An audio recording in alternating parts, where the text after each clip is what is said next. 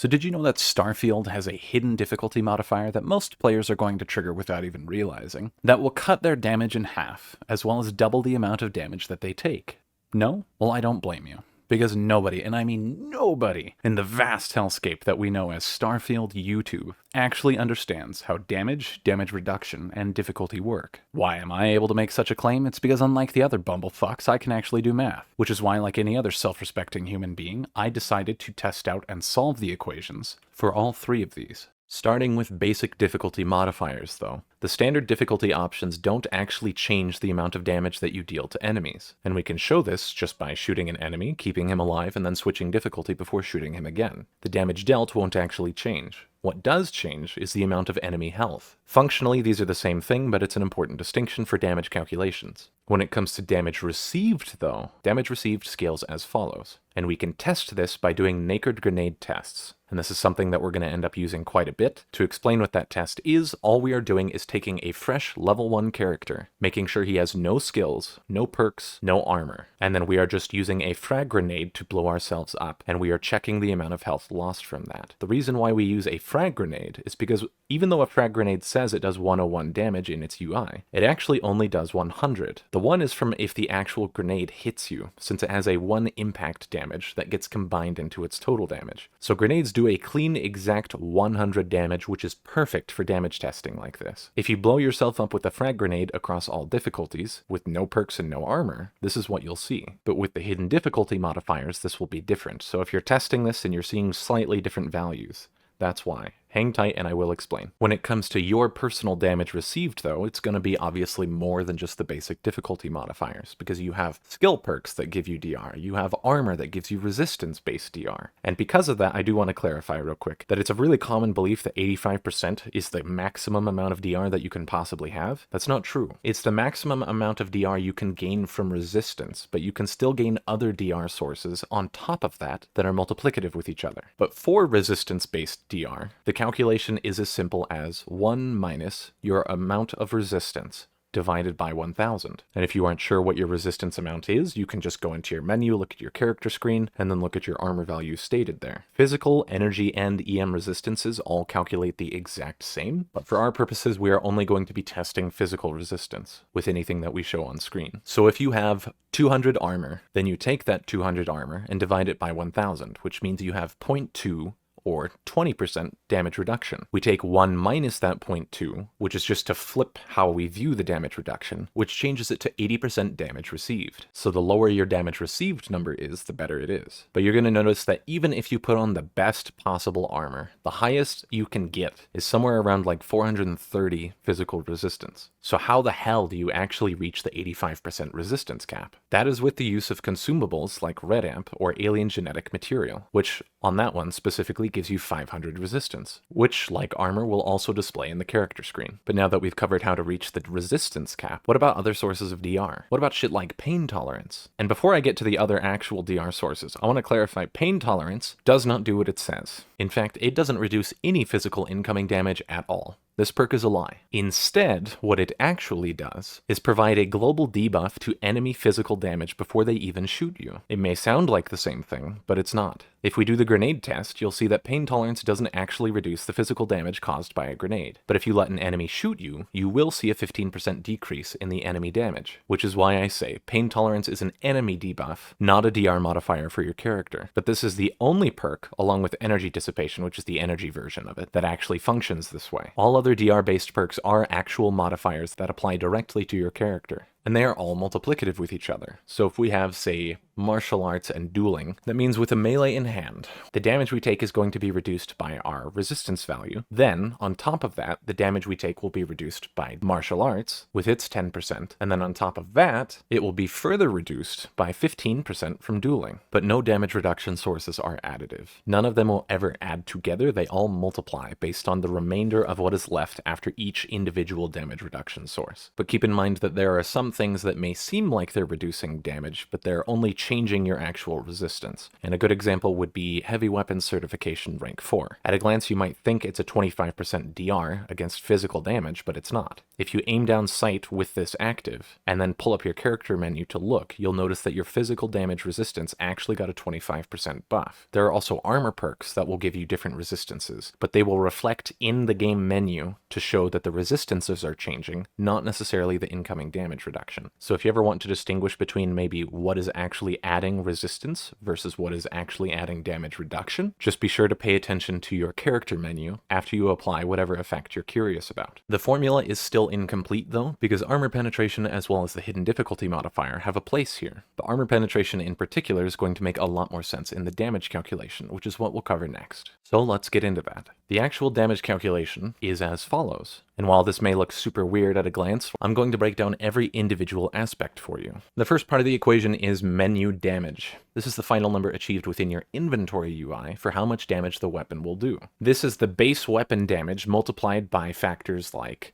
your weapon type bonus. So say you're using a rifle and you have rifle certification, it's going to get a 1.3 times unique multiplier for being a rifle. And then say it's a ballistic rifle. You not only get the 1.3 times multiplier for being a rifle, but you also get the 1.3 times multiplier for having the ballistic perk ranked up. If you have rare perks like instigating doubles the damage that you deal to enemies at full health, but for whatever reason this perk displays in the menu, so your menu damage is going to show as doubled. Weapon mods like armor piercing rounds are going to increase the damage done, and these will all reflect within the menu. So menu damage is calculated with the base damage times every single multiplier that results in a menu damage increase. And remember that just like DR sources, these are all multiplicative. They don't add together, but then we take that menu damage, then we multiply it by our outbound damage modifiers. And outbound damage modifiers are literally anything that doesn't reflect in the UI. So like, I think it's called Headhunter is the perk that makes it so you do 15% increased damage when aiming down sight. There's also the scoped in bonus from Sniper Certification 4 that gives you a 50% damage increase when you're using the scope on a weapon. And just like before, these are all multiplicative. So you'd take the Headhunter bonus, that's a 1.15 times multiplier, you'd times it by the 1.5 times multiplier for Sniper Cert, and then you'd times it against the menu damage. But any source of damage that doesn't reflect within the UI is going to be considered an outbound damage modifier. Then we take that damage and we multiply it against the enemy resistance with armor penetration in play. So we kind of glossed over armor pen before, but here is how it fits into the equation, specifically on the resistance equation, where before it was 1 minus whatever the resistance is divided by 1000. But now it's 1 minus and then resistance times 1 minus an armor penetration factor times 1 minus another armor penetration factor times you can continue for as many armor penetration factors as you have. Because as much as it may surprise people, once again, like I said before, everything is multiplicative, even multiple armor penetration sources. So like armor piercing rounds on a ballistic weapon gives you 25% flat armor pen, but you also have the damage perk called armor penetration that at rank 3 gives you 50% armor pen. These do not add together to equal 75% armor penetration. It is 1 minus the 50% armor pen times 1 minus the 25% armor pen. And then you take the resulting end armor penetration value, multiply it against the resistance, divide it by 1000, and then finish off the resistance formula. Armor pen does not increase your damage by a specific amount. Armor pen bypasses a specific amount of their resistance when calculating how much resistance DR they get. The only thing you need to know is that if you have multiple sources of armor pen, say you have 3 sources, just remember that you have to multiply them all together. But that is how armor penetration works with enemy resistance. And then we have, at a base, the actual damage that enemies will take. But we obviously still have multipliers like headshots, crits, sneak attacks. So let's get into those. Headshot multipliers are pretty fucking straightforward. No matter the gun you're using, the weapon, no matter what. The multiplier for a headshot, even on a melee, is 2 times damage. Pretty much no matter the situation. There are technically ways to increase this multiplier with mods on certain weapons, but they will specify that they increase the headshot damage with that weapon. Critical hits are less straightforward, unfortunately, since critical hits vary depending on weapon type, though it's not quite as broad as you may think. Melee, for example, has a 2 times crit damage multiplier. Almost every single gun has a 3 times damage multiplier when it comes to crits. But snipers,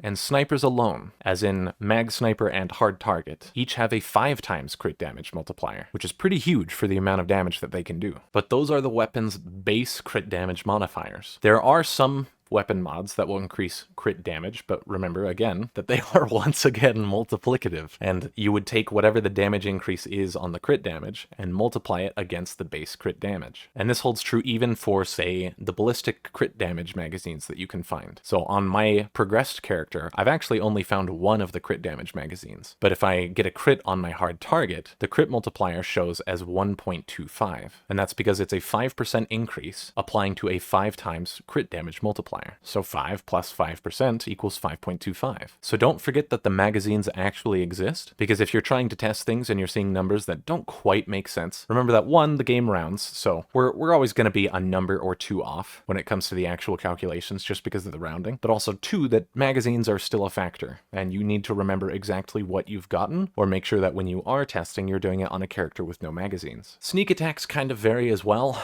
though not to the extent that crits do. Sneak attack modifiers are as simple as any gun will have a 2 times sneak attack modifier, but any melee will have a 3 times sneak attack modifier. But sneak attacks cannot be triggered at all unless you have at least rank 1 in stealth, because until you can trigger stealth with that perk, it's never going to activate. But as long as you are considered hidden from the enemy you are attacking, you will trigger a sneak attack. However, the stealth perk will also mention that it increases the damage that a suppressed weapon will do by 5 to up to 20%. However, the 20% at rank 4 is a lie. Ranks 1, 2, and 3 are correct in that they provide a 5, 10, and 15% respective damage bonus to suppressed sneak attacks. But at rank 4, it actually provides 25%. The description is lying to you. So if you're doing sneak attack damage testing and you have rank 4 and you're seeing shit that doesn't make sense, that's why. Also remember that there are magazines that increase your sneak attack damage. It's only by 1% per magazine, but it still exists. And you should also be aware that the concealment perk is semi-misleading. It does do what it says it does, but it's not quite what you would expect. At a glance, you might think that it's multiplying the base multiplier for sneak attacks by 4 at rank 4. It does not. It instead replaces the base sneak attack multiplier with 4 instead of 2. And on melee, it replaces the base sneak attack modifier of 3 with 10. So that's just another thing to keep in mind when you are damage testing for sneak attacks. Because if you're doing a ranged sneak attack with max stealth and max concealment, you're going to see that you do 5 times sneak attack damage. And that's because your base modifier has been replaced with 4, and then that 4 is getting a 25% damage increase, which adds another 1. So that's a 5 times damage total. And then before we get on to the hidden difficulty modifiers, I did want to quickly cover melee. Because if people go to test this on their own, they're going to find some weird shit. The first of which is that melee has a base crit modifier of 2 times instead of 3 times like guns do, and then they have a base sneak attack modifier of 3 instead of 2. But melee also has heavy attacks as well as basic attack combos. It's not really so much a combo as it is just a chain of attacks. The first 2 attacks in a combo will do their regular damage. The third attack, however, will have 25% bonus damage. But if we look at heavy attacks, unlike basic attacks, heavy attacks only have a crit modifier of 1.6 instead of 2. But a heavy attack will do 2.2 times more damage than a basic attack will. But do note that heavy attacks cannot chain or combo. So in the end, melee is kind of just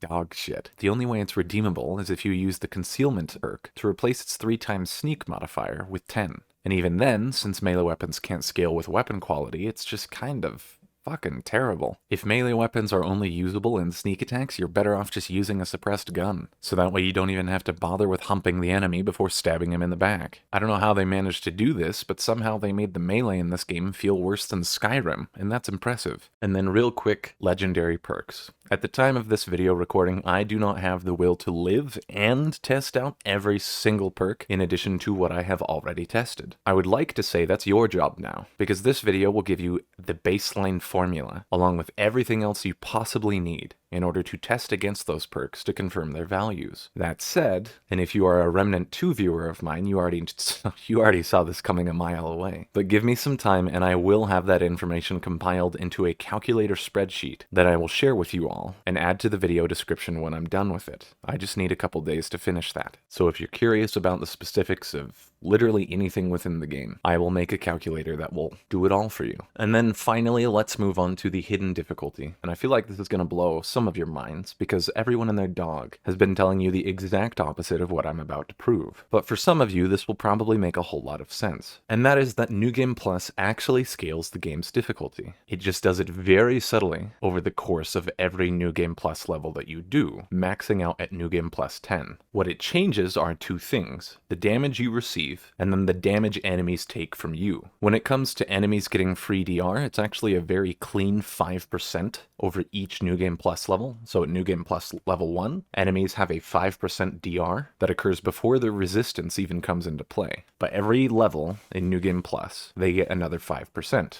Maxing out at 50% damage reduction at New Game Plus 10. So let's say you shoot a fucking level 94 Terrormorph. The level 94 Terrormorph, before resistance even factors in, is going to have 50% DR. Then the 50% damage that is left over is going to get reduced by the 85% DR that the Terrormorph gains from its resistances. So in the end, in New Game Plus 10, a Terrormorph at level 61 and above gets 92.25% damage reduction, which is why they are absolute bullet sponges when it comes to physical damage. Now, Terrormorphs are already weak as fuck to other shit, and we'll talk about that as well. But to finish off the hidden difficulty modifier, the damage you receive is doubled at New Game Plus 10. Now, you might think it's a clean 10% increase per New Game Plus level, but it's not. For whatever reason, and I could not possibly explain why Bethesda chose to do it this way, the amount of damage that is increased by each New Game Plus level is exactly what you see on screen. So it's a 15% increase to start, and then it starts to diminish. But since it has to cap at 100% increased damage, that means at New Game Plus 9, you're already receiving 99% increased damage. But at New Game Plus 10, since it has to cap, they only add 1% more damage. So the difference between New Game Plus 9 and New Game Plus 10 in terms of damage received is only a 1% increase. But do remember that even if the damage received scaling is really fucky, the enemy damage reduction that they gain is a very clean 5%. And then once more, just to reiterate, this is on top of whatever difficulty you already have selected. So if you're on the very hard difficulty, which allows you to take 2 times more damage, but you're also on New Game Plus 10, which doubles the damage that you